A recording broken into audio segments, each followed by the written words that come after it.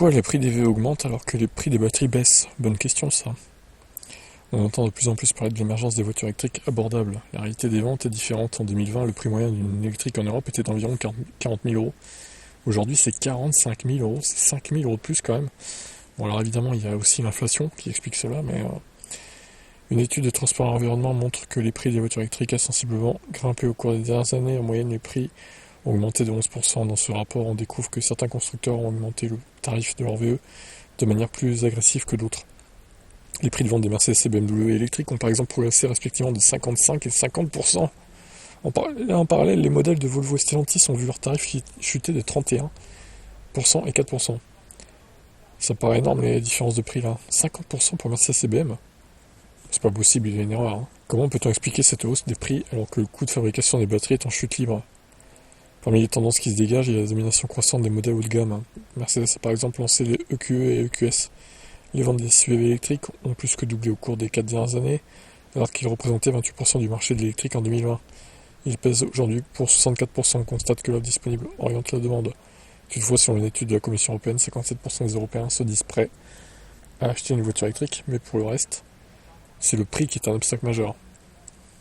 Le prix, toujours le prix. C'est sûr que si on avait des SUV type, Niro, Kona ou Scenic E-Tech à 25 000 euros, voire 20 000, ça serait royal quoi en fait.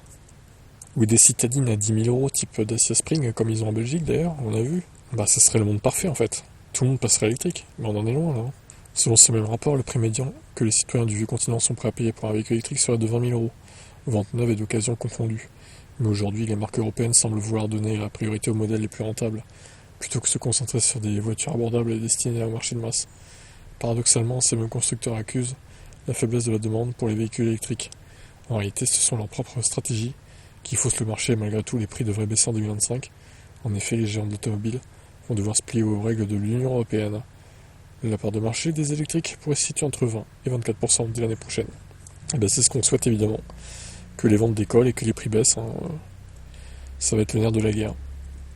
Parce que des modèles, il y en a plein. C'est pas ce qui manque, les modèles différents. Même si, évidemment, il manque les petits citadines abordables.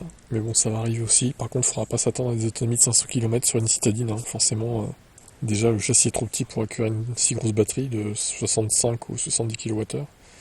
Et en plus de ça, ça augmenterait trop le prix, donc ils vont pas le faire. Bon, à voir. Qu'est-ce que vous en pensez de tout ça?